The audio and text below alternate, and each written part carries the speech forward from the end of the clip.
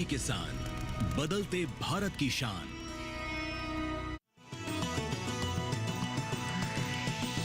DD किसान, बदलते भारत की शान।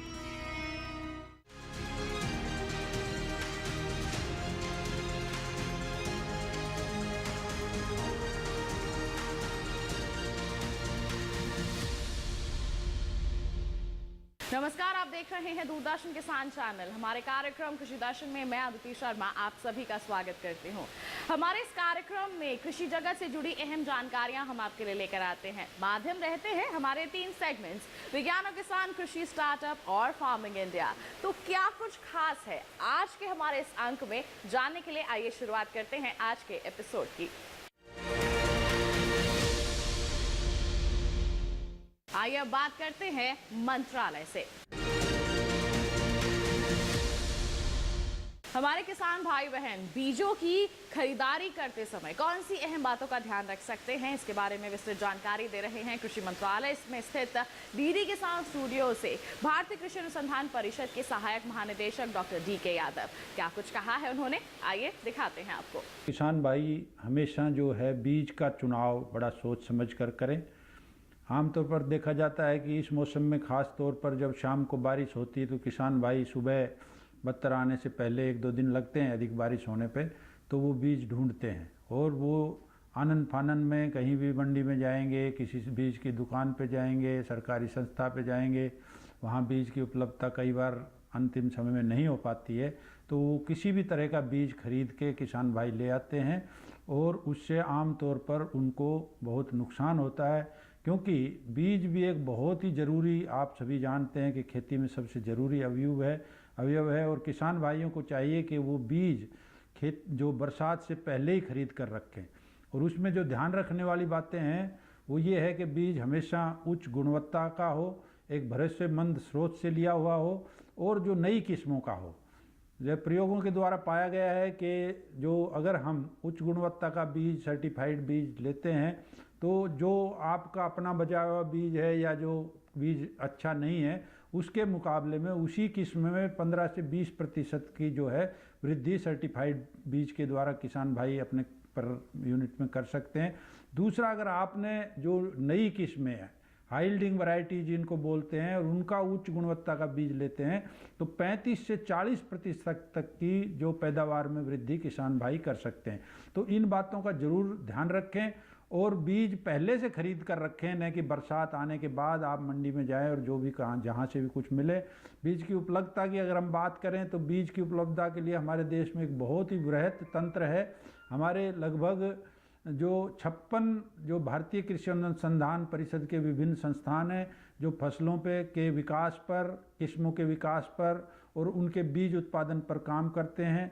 उसके अलावा 48 विभिन्न कृषि विश्वविद्यालय, हालांकि कुल कृषि विश्वविद्यालय 77 हैं, लेकिन 48 में जो कि पौधों से और फसलों से संबंधित है उनमें भी फसल विकास का और बीज उत्पादन का कार्य होता है। उसके साथ ही हमारे जो 731 कृषि विज्ञान केंद्र हैं जो कि हर जिले में स्थित है, कई जिलों में 2 कृषि विज्ञान केंद्र भी हैं, उन पर भी बीज की उपलब्धता और बीज की उपलब्धता की जानकारी, नई किस्मों की जानकारी किसान भाई निश्चित रूप से मौसम शुरू होने से या बारिश के मौसम के देखते ही वह बारिश का अनुमान जैसे मौसम विभाग बताता है तो वो जाकर उसकी जानकारी ले और उसकी बीज अगर KVK पे या किसी भी संस्थान में तो वहाँ से ले, या वो जहाँ भी स्रोत बताएं वहाँ से ले। उसके अलावा हमारा देश का सबसे बड़ा बीज का जो एक राष्ट्रीय बीज निगम है वो हमारी एक संस्था है जिसके के पूरे देश में उनके जो सीड के आउटलेट हैं, उनके रीजनल केंद्र हैं और उनके द्वारा, और 17 हमारे विभिन्न राज्यों के बीज निगम हैं वो भी बीज उत्पादन का कार्य करते हैं और राज्य सरकार की विभिन्न जो बीज की एजेंसीज हैं वो भी बीज का जो वितरण का और विपणन का कार्य करते हैं। किसान भाई वहाँ से भी बीज ले सकते हैं। आइए किसान भाइयों बहनों, अब कार्यक्रम में नजर डालते हैं हमारे सेगमेंट विज्ञान और किसान पर।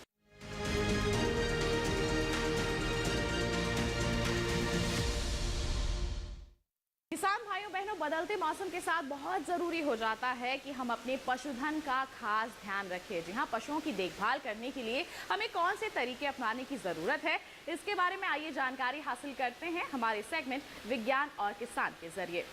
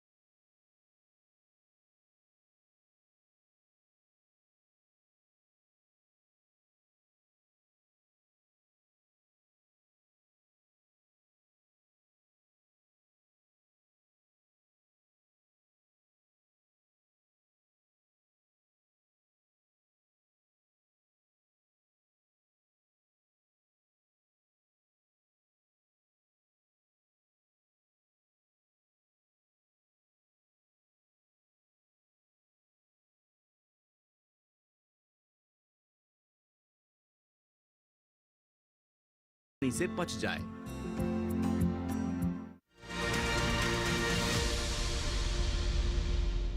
तो ये था सेगमेंट विज्ञान और किसान। अब कार्यक्रम में वक्त एक छोटे से ब्रेक का। आप कहीं मत जाइए, बने रहिए दूरदर्शन किसान पर, देखते रहिए कार्यक्रम कृषि दर्शन।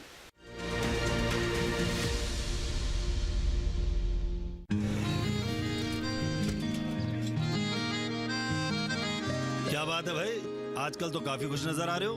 क्यों ना हो, अब मैं ऑर्गेनिक खेती जो कर रहा हूँ ये पूरा प्राकृतिक है, ऑर्गेनिक है। इसमें हमारे खेत, हमारी फसल और हमारी जेब सब फायदे में होते हैं और इसमें लागत भी कम है। जी हाँ, आप भी ऑर्गेनिक खाद का प्रयोग करें, अपनी फसल और मिट्टी को तंदुरुस्त बनाएं और आपकी आमदनी में इजाफा करें। अधिक जानकारी के लिए किसान call centre toll free number 1800-180-1551 पर कॉल करें और लॉग ऑन करें kisan.gov.in और farmer.gov.in। कृषि और किसान कल्याण मंत्रालय द्वारा किसान हित में जारी। नमस्कार किसान भाइयों और बहनों, आप देख रहे हैं डीडी किसान। मैं हूं आपकी होस्ट आई भूमि और आपका स्वागत है हमारे शो किसान जीके में। यहां हम आपके लिए लाते हैं खेतीबाड़ी और ग्रामीण जीवन से जुड़े ज्ञानवर्धक सवाल। तो चलिए शुरू करते हैं आज का सवाल। भारत में हरित क्रांति किस क्षेत्र में सर्वाधिक सफल रही? ए गेहूं और आलू, बी गेहूं और चावल, सी गेहूं और ज्वार, डी चाय और कॉफी।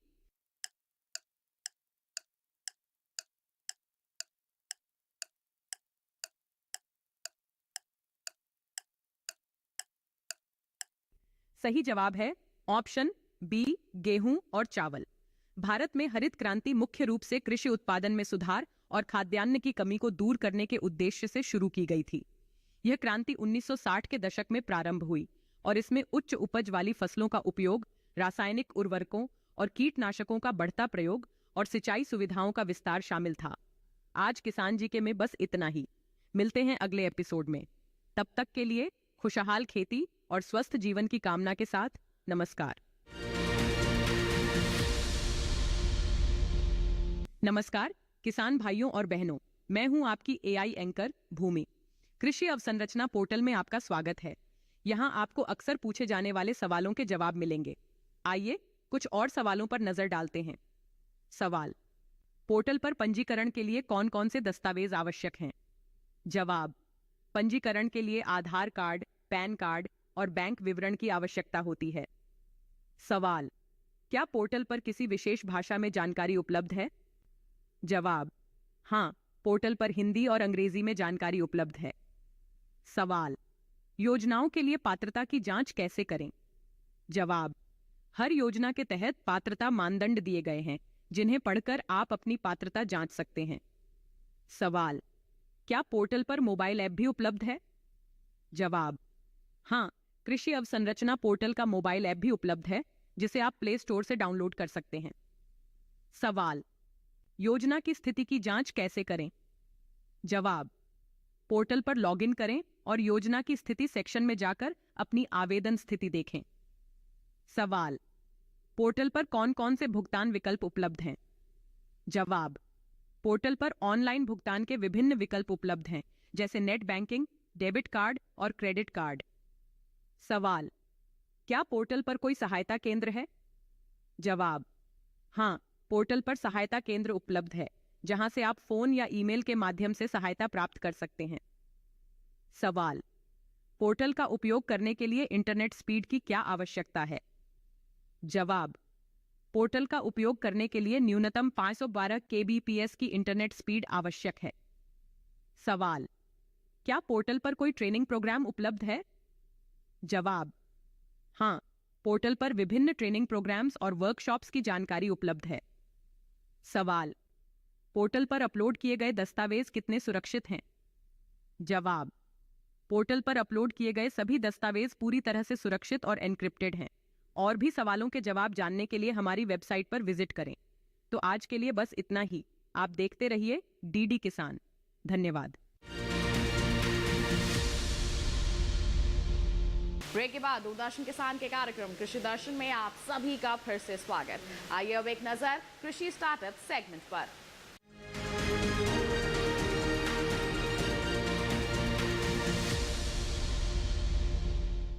आज के हमारे सेगमेंट में हम बात करेंगे एक ऐसे मधुमक्खी पालक की जो इस क्षेत्र में अपार सफलताएं हासिल किए हुए हैं। नाम है इनका निमित। जी हाँ, किस तरह से उनके इस सफर की शुरुआत हुई है, आइए उन्हीं से जानते हैं।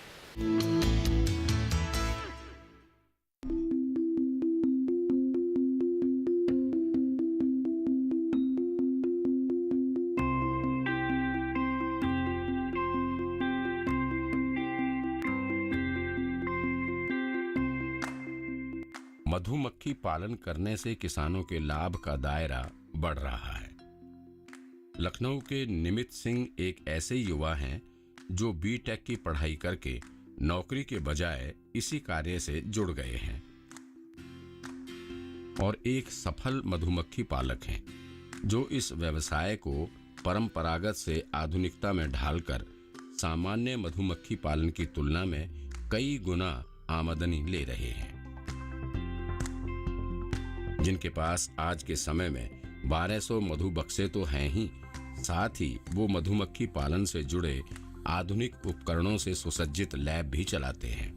इन बक्सों को लेकर ऐसे इलाके में स्थानांतरण करना पड़ता है जहां मधुमक्खियों को परागकण मिल सके, यानी उन्हें फूल मुहैया हो सके, जिस पर उनका जीवन चक्र चलता है। साथ ही कम मात्रा में सही शहद भी प्राप्त होता रहता है। खुद से जुड़े मधुमक्खी पालकों के लिए और खुद अपने शहद की अच्छी रिटेल मार्केटिंग के लिए निमित ने खुद शहद पैकिंग की आधुनिक यूनिट लगा रखी है और इस आधुनिक यूनिट में तैयार होते हैं शहद से जुड़े कई तरह के उत्पाद, जिसके लिए कई आधुनिक मशीनें लगा रखी हैं। जिसके शहद के बारे में एवं इन मशीनों और उनके काम के बारे में निमित सिंह एक एक करके बताएंगे। दरअसल बड़े पैमाने पर शहद निकालने के बाद निमित को थोक में उतनी अच्छी प्राइस नहीं मिल पाती, इसलिए वो खुद के लैब में शहद की गुणवत्ता और इसमें मौजूद तत्वों की मात्रा वगैरह की जांच करते हैं। इसमें वैल्यू एडिशन कर 16 तरह के उत्पाद बनाते हैं और इसकी पैकिंग कर खुदरा बाजार में बेचते हैं। वो बताते हैं कि एक मधु बक्से से उन्हें लगभग 10,000 की कमाई हो जाती है। मैं जो मोम निकलता है उसका उत्पाद बनाता हूँ, जो पराग निकलता है उसको बेचता हूँ, परपुलिस निकलता है उसको बेचता हूँ, शहद को खुद में बाजार में बेचता हूँ। तो जो मेरी मार्जिन है, प्रॉफिट मार्जिन एक तरह से कह लीजिए 4 टाइम बढ़ जाती है। निमित अपने 1200 बक्सों से साल भर में लगभग 12 लाख की कमाई करते हैं। इसमें शहद के अलावा मोम और रॉयल जेली जैसे बाय प्रोडक्ट भी शामिल है।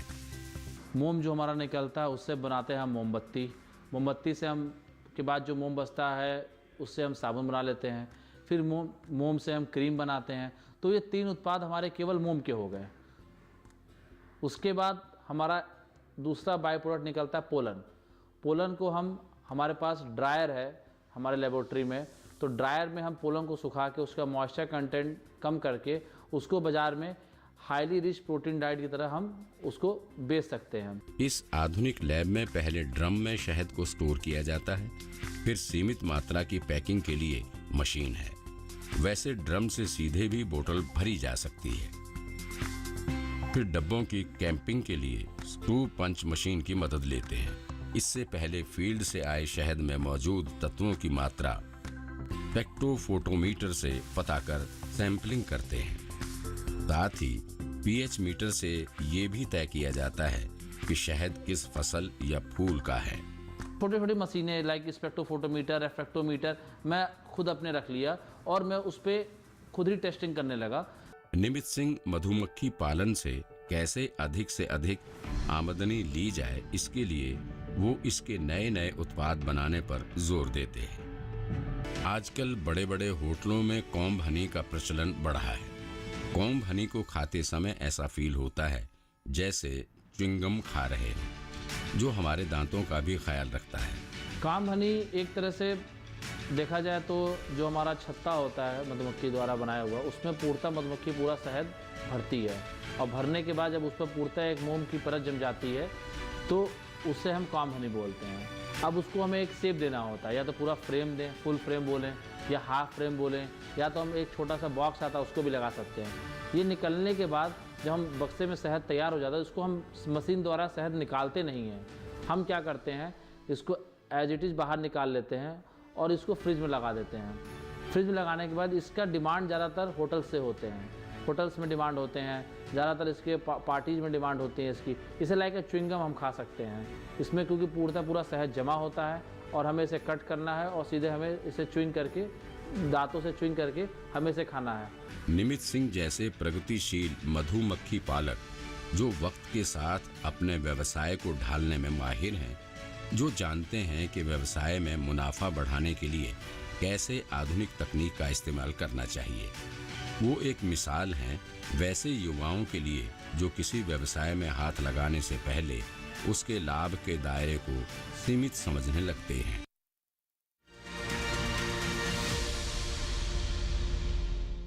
ये था सेगमेंट कृषि स्टार्टअप। इसी के साथ कार्यक्रम में वक्त एक और छोटे से ब्रेक का। कहीं मत जाइए, बने रहिए हमारे साथ और देखते रहिए हमारा कार्यक्रम कृषि दर्शन। नमस्कार, मैं हूं आपकी एआई एंकर भूमि। आज हम बात करेंगे एक अनोखी प्रथा के बारे में जो मानसून के दौरान भारतीय किसानों को फलने फूलने में मदद करती है। इसे सामुदायिक बीज बैंक कहा जाता है। सामुदायिक बीज बैंक स्थानीय भंडार हैं जहां किसान स्वदेशी बीज किस्मों का भंडारण और आदान प्रदान करते हैं। ये बैंक जैव विविधता को संरक्षित करने और भारी बारिश के लिए प्रतिरोधी बीजों तक पहुंच सुनिश्चित करने में महत्वपूर्ण भूमिका निभाते हैं। भारत में 100 से अधिक सामुदायिक बीज बैंक हैं जो हजारों स्थानीय बीज किस्मों का संरक्षण करते हैं। ये पारंपरिक बीज जल भराव और कीटों के हमलों के प्रति अधिक सहनशील होते हैं, जो उन्हें मानसून के मौसम के लिए उपयुक्त बनाते हैं। कुट्टनाड और पोक्कली जैसे जल प्रतिरोधी चावल की किस्में किसानों को मानसून के तनाव के अनुकूल होने में मदद करती है। यह सहयोगी भावना किसानों को वाणिज्यिक बीजों पर निर्भरता कम करने, स्थिरता सुनिश्चित करने और खाद्य सुरक्षा बढ़ाने में मदद करती है। नाबार्ड और विभिन्न गैर सरकारी संगठन इन बीज बैंकों को बढ़ावा देने के लिए अनुदान और तकनीकी सहायता प्रदान करते हैं, जिससे उनका महत्व बढ़ जाता है। इस मानसून में सामुदायिक बीज बैंकों की शक्ति को अपनाएं। साथ मिलकर हम अपने किसानों के लिए एक समृद्ध और टिकाऊ भविष्य सुनिश्चित कर सकते हैं। देखते रहिए डीडी किसान। धन्यवाद। नमस्कार किसान भाइयों और बहनों, मैं हूं आपकी एआई एंकर भूमि। कृषि अवसंरचना पोर्टल में आपका स्वागत है। यहां आपको अक्सर पूछे जाने वाले सवालों के जवाब मिलेंगे। आइए कुछ और महत्वपूर्ण सवालों पर नजर डालते हैं। सवाल: अगर मेरा आवेदन अस्वीकृत हो गया है तो क्या कर सकते हैं? जवाब: आवेदन अस्वीकृत होने पर आप सुधार करके पुनः आवेदन कर सकते हैं। अस्वीकृति का कारण जानने के लिए आप पोर्टल पर लॉगिन करें। सवाल: क्या पोर्टल पर कोई वार्षिक सदस्यता शुल्क है? जवाब: नहीं, इस पोर्टल का उपयोग पूरी तरह से निःशुल्क है। सवाल: पोर्टल पर अपलोड किए गए दस्तावेजों का आकार कितना होना चाहिए? जवाब: दस्तावेजों का आकार अधिकतम 2 MB होना चाहिए। सवाल: क्या मैं पोर्टल पर अपने आवेदन में बदलाव कर सकता हूं? जवाब: हाँ, आप अपने आवेदन में बदलाव कर सकते हैं, लेकिन केवल तभी जब आपका आवेदन प्रक्रियाधीन हो। सवाल: पोर्टल पर कौन कौन से उपयोगकर्ता समूह लाभ उठा सकते हैं? जवाब: किसान, उद्यमी, निवेशक और कृषि संबंधित व्यवसायी इस पोर्टल का उपयोग कर सकते हैं। सवाल: क्या पोर्टल पर सब्सिडीज की जानकारी भी मिलती है? जवाब: हाँ, पोर्टल पर विभिन्न योजनाओं के तहत उपलब्ध सब्सिडीज की जानकारी भी मिलती है। सवाल: पोर्टल पर किस प्रकार की योजनाएं उपलब्ध हैं? जवाब: पोर्टल पर फसल उत्पादन, विपणन, भंडारण और कृषि यांत्रिकीकरण से जुड़ी योजनाएं उपलब्ध हैं। सवाल: पोर्टल पर अपनी प्रोफाइल कैसे अपडेट करें? जवाब: अपनी प्रोफाइल अपडेट करने के लिए पोर्टल पर लॉगिन करें और माई प्रोफाइल सेक्शन में जाकर अपनी जानकारी अपडेट करें। सवाल: क्या पोर्टल पर वित्तीय सहायता के अलावा तकनीकी सहायता भी मिलती है? जवाब: हाँ, पोर्टल पर वित्तीय सहायता के साथ साथ तकनीकी सहायता भी उपलब्ध है। और भी सवालों के जवाब जानने के लिए हमारी वेबसाइट पर विजिट करें। तो आज के लिए बस इतना ही। आप देखते रहिए डीडी किसान। धन्यवाद। ब्रेक के बाद दूरदर्शन किसान के कार्यक्रम कृषि दर्शन में आप सभी का फिर से स्वागत। किसान भाइयों बहनों, अब कार्यक्रम में वक्त है नजर डालने का हमारी सेगमेंट फार्मिंग इंडिया पर।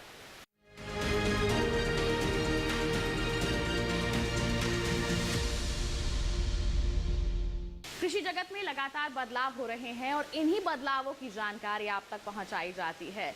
तो इस संदर्भ में क्या कहना है हमारे एआई एंकर कृष का, आइए जानते हैं। नमस्कार, आप देख रहे हैं डीडी किसान। मैं हूं एआई कृष और आज हम पंजाब और उत्तर प्रदेश में होने वाली खेती किसानी से संबंधित सलाहों के बारे में पूरी जानकारी देंगे। पंजाब में मक्का की बुवाई करें।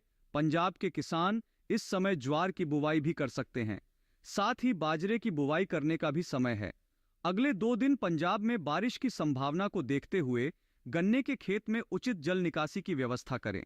पंजाब के जिन इलाकों में बारिश की संभावना नहीं, वहां के किसान गन्ने और मक्का के खेत में हल्की सिंचाई कर सकते हैं। वहीं आम के बागों में भी हल्की सिंचाई कर सकते हैं। इसी तरह लीची के बागों में भी हल्की सिंचाई करते रहें। पंजाब में टमाटर में कीट लगने की संभावना है। ऐसे में टमाटर की फसल को कीटों से बचाव के लिए कृषि विशेषज्ञों की सलाह से कीटनाशक का छिड़काव करें। किसान बैंगन के खेत में बारिश का फालतू पानी न जमा होने दे। उत्तर प्रदेश की बात करें तो यहाँ किसान धान की बुवाई करें। साथ ही यहाँ के किसान तिल की बुवाई कर सकते हैं। उत्तर प्रदेश में मिर्च की बुवाई के लिए भी उचित समय है। साथ ही पपीते की बुवाई करें। ये समय मक्का की बुवाई के लिए भी सही है। उत्तर प्रदेश में इस समय अरहर की बुवाई करना भी उचित रहेगा। इसके अलावा उड़द के खेत से खरपतवार निकालें।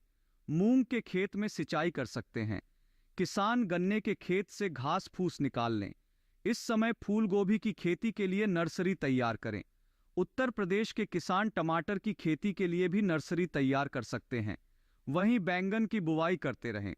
यहाँ लौकी के खेत में नमी का उचित स्तर बनाए रखें। इसी तरह कृषि और किसानों से जुड़ी हर महत्वपूर्ण जानकारी के लिए हमारे साथ जुड़े रहिए और देखते रहिए डीडी किसान। धन्यवाद। कृषि जगत में हो रही हलचलों की जानकारी होना बहुत जरूरी है, तभी तो हम उन्नति की राह पर आगे बढ़ सकेंगे। तो क्या कह रही हैं हमारी एआई एंकर भूमि, आइए उनसे विस्तार से जानते हैं। नमस्कार, मैं हूं आपकी एआई एंकर भूमि। आज हम बात करेंगे एक महत्वपूर्ण भारतीय उत्सव के बारे में, जिसका नाम है वन महोत्सव। वन महोत्सव एक वार्षिक उत्सव है जिसे हर साल जुलाई के पहले सप्ताह में मनाया जाता है। इसकी शुरुआत 1950 में भारत के पहले कृषि मंत्री श्री कन्हैयालाल माणिकलाल मुंशी ने की थी। इसका मुख्य उद्देश्य है पेड़ पौधों के महत्व को समझाना और अधिक से अधिक पेड़ लगाने के लिए लोगों को प्रेरित करना। पेड़ पौधे हमारे जीवन का आधार हैं। ये न केवल हमें ऑक्सीजन देते हैं, बल्कि पर्यावरण को भी स्वच्छ और स्वस्थ रखते हैं। वन महोत्सव के दौरान देश भर में वृक्षारोपण अभियान चलाए जाते हैं। स्कूल, कॉलेज, सरकारी संस्थान और विभिन्न सामाजिक संगठन मिलकर इस उत्सव को सफल बनाते हैं। इस उत्सव का एक और महत्वपूर्ण पहलू है लोगों को पर्यावरण संरक्षण के प्रति जागरूक करना। हम सभी जानते हैं कि प्रदूषण और ग्लोबल वार्मिंग जैसी समस्याएं दिन प्रतिदिन बढ़ती जा रही हैं। ऐसे में वन महोत्सव हमें यह सिखाता है कि कैसे हम अपनी छोटी छोटी कोशिशों से पर्यावरण की रक्षा कर सकते हैं।